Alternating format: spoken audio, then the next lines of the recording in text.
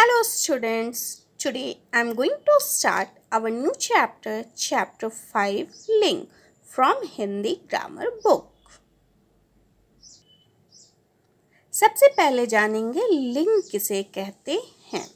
संज्ञा के जिस रूप से किसी व्यक्ति या वस्तु की पुरुष अथवा स्त्री जाति का बोध होता है उसे लिंग कहते हैं। जैसे माता, पिता, यमुना, शेर, शेरनी, दादा, दादी, बकरा, बकरी इत्यादि।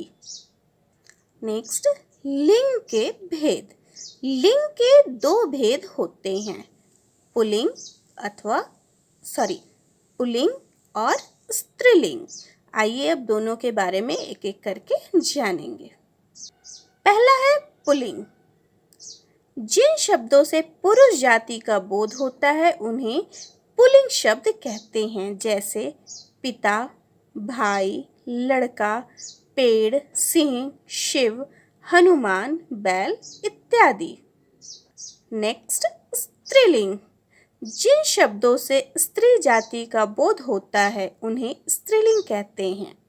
जैसे माता, बहन, यमुना, गंगा, कुर्सी, छड़ी, नारी, बुआ, लड़की, लक्ष्मी, गाय इत्यादि।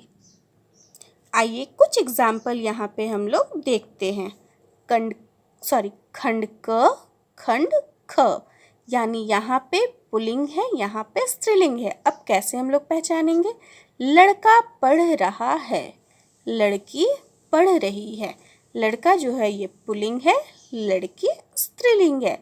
पिताजी चाय पी रहे हैं, माँ खाना खा रही है। पिताजी ये पुल्लिंग है, यानी यहाँ पे इससे हमें पुरुष जाति का बोध हो रहा है। माँ खाना खा रही है, इससे स्त्री जाति का बोध हो रहा है। बैल गाड़ी खींच रहा है, गाय घास खा रही है। आइए अब हम पढ़ते हैं लिंग की पहचान, यानी लिंग की पहचान हम कैसे करेंगे। संज्ञा शब्द दो प्रकार के होते हैं, प्राणीवाचक तथा अप्राणीवाचक, यानी लिविंग थिंग्स तथा नॉन लिविंग थिंग्स। प्राणीवाचक शब्दों का लिंग उनकी शारीरिक बनावट आदि को देखकर पहचानना सरल है, परंतु अप्राणीवाचक संज्ञा शब्दों का लिंग निर्धारण यानी उनके लिंग के बारे में समझना थोड़ा मुश्किल है। उसके व्यवहार से यानी उसके प्रयोग के आधार पर हम उसके लिंग को निर्धारण कर सकते हैं। जैसे यही कारण है कि एक ही शब्द के पर्यायवाची के लिंग अलग अलग देखे जाते। जैसे आँख स्त्रीलिंग होता है तथा नेत्र जो है वो पुल्लिंग होता है। केवल अभ्यास से ही अप्राणीवाचक संज्ञाओं का लिंग निर्धारित किया जा सकता है। फिर भी पहचानने में निम्नलिखित नियम का सहारा लिया जा सकता है, यानी हम जितना प्रैक्टिस करेंगे अप्राणीवाचक का लिंग निर्धारण करना हमें उतना इजी होगा। इसका कोई भी फॉर्मूला वैसा नहीं, लेकिन फिर भी हम कुछ इसमें से पहचान सकते हैं। आइए देखते हैं पुल्लिंग की पहचान। जिन शब्दों के अंत में अ आता है वे प्रायः पुल्लिंग होते हैं। जैसे बालक, विद्यालय, शरीर, अध्यापक, सागर, सिंह आदि। यानी यहाँ पे बालक हम पढ़ रहे हैं तो यानी यहाँ पे लास्ट में कोई भी मात्रा नहीं है, यानी कि यहाँ पे अ है। विद्यालय अ। इसी तरह से हम लोग ये सारे शब्द जो है जिसके अंत में अ आता है वो पुल्लिंग होते हैं। नेक्स्ट, ऐसे भाववाचक संज्ञा शब्द जिनके अंत में न, वा, पा, त्व, पन आते हैं प्रायः पुल्लिंग के रूप में प्रयुक्त होते हैं। जैसे धन, दान, पहनावा, बुढ़ापा, पशुत्व आदि। ये सभी जो है ये भाववाचक संज्ञा है। इसी तरह से हम इन सब को अच्छे से पढ़ेंगे एक एक करके और समझेंगे, तभी हम लोगों को पता चलेगा कि स्त्रीलिंग शब्द बनाने के नियम पहचानने के तथा पुल्लिंग शब्द पहचानने के नियम क्या क्या हैं। नेक्स्ट, नित्य पुल्लिंग शब्द, यानी जो हमेशा पुल्लिंग के रूप में जिसका प्रयोग किया जाता है। मच्छर, उल्लू, खरगोश, गरुड़, चीता, तोता, भालू, भेड़, कछुआ, ये सभी नित्य पुल्लिंग शब्द है। इनका स्त्रीलिंग रूप बनाने के लिए इसके आगे हम लोग मादा शब्द जोड़ते हैं, जैसे मादा मच्छर, मादा उल्लू, मादा खरगोश, मादा गरुड़, मादा चीता इत्यादि। नेक्स्ट है नित्य स्त्रीलिंग शब्द, यानी जिसका प्रयोग हम लोग, जो शब्द हमेशा स्त्रीलिंग के रूप में प्रयोग होते हैं। मैना, मछली, कोयल, गिलहरी, छिपकली, तितली, ये सभी नित्य स्त्रीलिंग शब्द हैं। इसका पुल्लिंग शब्द बनाने के लिए हम शब्द के आगे नर लगाते, जैसे नर मैना, नर मछली, नर कोयल, नर गिलहरी, नर छिपकली इत्यादि।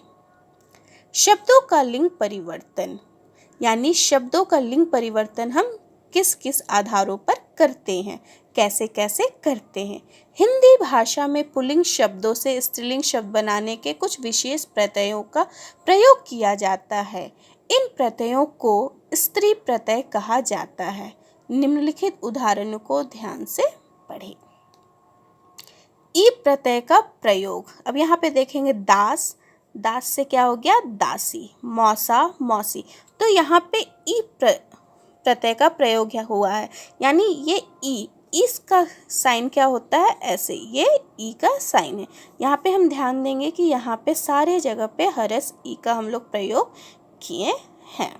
नेक्स्ट आ प्रत्यय का प्रयोग, अब जैसे यहाँ पे आचार्य है, तो यहाँ पे आचार्य है, तो यहाँ पे क्या हो गया आचार्य, छात्र, छात्रा, वृद्ध, वृद्धा, यानी यहाँ पे ये आ है, इसका मात्रा होता है ये आ। यहाँ पे हम सारे शब्दों के अंत में आ का प्रयोग किए हैं। नेक्स्ट नी प्रत्यय का प्रयोग करके, शेर, शेरनी, जाट, जाटनी, अब यहाँ पे देखेंगे कि शेर, शेर, जाट, सिंह है, इसके अंत में हम क्या प्रयोग किए हैं नी, देखिए ध्यान से यहाँ पे। नेक्स्ट आनी प्रत्यय का प्रयोग, इंद्र, इंद्राणी, यहाँ पे आनी का मतलब हो जाएगा फिर यहाँ पे आ और नी, ठीक है। इसी तरह से करेंगे इंद्राणी, देवर, देवरानी, सेठ, सेठानी, नौकर, नौकरानी इत्यादि। इन प्रत्यय का प्रयोग, धोबी, धोबिन, पुजारी, पुजारिन, सुनार, सुनारिन इत्यादि। इसी तरह करके हम एक एक का प्रयोग को अच्छे से समझ लेंगे।